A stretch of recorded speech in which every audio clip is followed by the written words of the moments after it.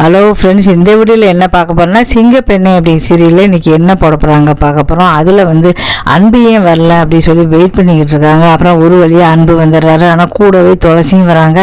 இதை பார்த்துட்டு எல்லாருமே சாக்காராங்க, என்ன இவன் அப்படின்னு சொல்லிட்டு பார்க்குறாங்க. அதுக்கப்புறம் வந்து பார்த்தீங்கன்னா நேரம் வந்து சரி சொல்லிட்டு வந்து பார்த்தீங்கன்னா கூடவே ஒட்டிக்கிட்டு வரவார்னு எல்லாம் சொல்லி ஆனந்தியோட ஃப்ரெண்ட்ஸ் எல்லாம் சொல்கிறாங்க. அப்புறம் வாங்க எல்லாம் பிரேக்ஃபாஸ்ட் சாப்பிட்லாம் அப்படின்னு சொல்லி கூட்டிகிட்டு போகிறாங்க. என்ன அன்பு இவ்வளோ லேட்டாக வர அப்படின்னு சொல்கிறாங்க. அதுக்கப்புறம் வந்து பார்த்தீங்கன்னா 2 பேரும் அங்கே மித்ரா அவங்களாம் சிரிக்கிறாங்க. பாரு, அவன் நிச்சயம் தான் பண்ணியிருப்பான், இப்போ கல்யாணமே பண்ணியிருப்பான் போல, உரசிக்கிட்டு பார்ட்டி கூட அவளை கூட்டிகிட்டு வரான் பாரு அப்படி சொல்லி கேள்வி பண்ணி சிரிக்கிறாங்க. இதுக்கப்புறம் வந்து ஆனந்தியோட நிலைமை என்ன ஆகும் அப்படிங்கிறத பொறுத்து வந்து பார்க்கலாம். இதுக்கடுத்து புனிதா அப்படிங்கிற சீரியல் வந்து பார்க்க போகிறோம். புனிதா அப்படிங்கிற சீரியல் வந்து ஒரு வழியாக சித்தி வந்து மனசு மாதிரி கபிலன் வீட்டில் வந்து விட்டுட்டாங்க. இப்போ வந்து அங்கே சந்தோஷமாக இருக்காங்க. அப்படி காலையில் ஃபோன் பண்ணுறாங்க. உன்னை அப்பா வந்து சந்தேகப்படுறாரு. புனிதாவோட அப்பா, என்ன நீ உண்மையிலேயே மனசு இறங்கிதான் வட்டியா இல்லை சும்மா வட்டியா? நிஜமாக தாங்க சொல்கிறேன், மனசார தான் வந்து அவளை நான் விட்டுட்டு வந்திருக்கேன் அப்படின்னு சொல்லி கால் பண்ணி பேசுகிறாரு. அங்கே வந்து புனிதா சொல்கிறாங்க, இல்லை இன்னைக்கு ஆஃபீஸுக்கு போகலாமா? ஏமா போகல? இல்லைம்மா வீட்டில் வேலை இருக்குது நான் போகல அப்படின்னு சொல்கிறாங்க. உடனே அவளுக்கு சந்தோஷம் தாங்க முடியல. புனிதா சந்தோஷமாக இருக்கா அப்படின்னு சொல்லி சந்தோஷப்பட்டுக்கிறாங்க.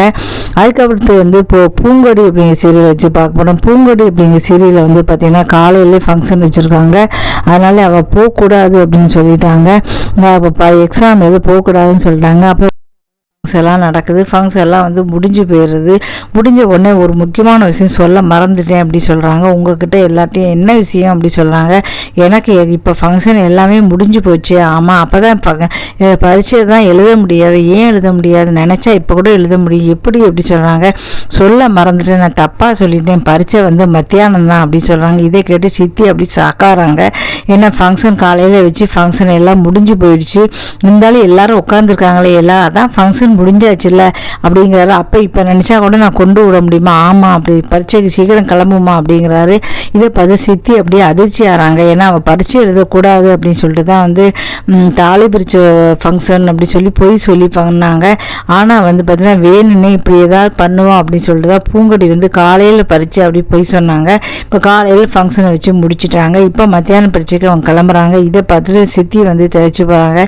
ஐயோ நான் தோத்துட்டோமா அப்படின்னு. இதை பார்த்துட்டு வந்து பார்த்தீங்கன்னா எல்லாரும் சிரிக்கிறாங்க. சரவணன் அப்பா, என்ன நீ ஜெயிச்சோன்னு நினச்சேல, இப்போ பார்த்தியா மருமகளை அப்படின்னு சொல்கிறாரு. இதுக்கப்புறம் வந்து பார்த்தீங்கன்னா அவங்க முறைச்சி பார்க்குறாங்க. இதுக்கப்புறம் என்ன நடக்க போகுது அப்படின்னு பார்க்குறோம். சன் டிவியில் புனிதா, சிங்கப்பெண்ணை, அதுக்கப்புறம் பூங்கொடி, இன்னும் 2-3 சீரியல் வந்து நல்லாயிருக்கும். டிஆர்பி ரேட்டில் வந்து மருமகள் 3 முடிச்சு அதெல்லாம் வந்து இருக்குது. அதெல்லாம் வந்து நான் பார்த்தது கிடையாது. விஜய் டிவியில் பார்க்கறதுனால பார்க்கறதில்ல. இந்த வீடியோ பிடிச்சா மறக்காமல் சேனலை வந்து சப்ஸ்கிரைப் பண்ணுங்கள். இது மாதிரி நிறைய வீடியோக்கள் போட்டிருக்கேன், பார்த்து ஆதரவு கொடுங்க.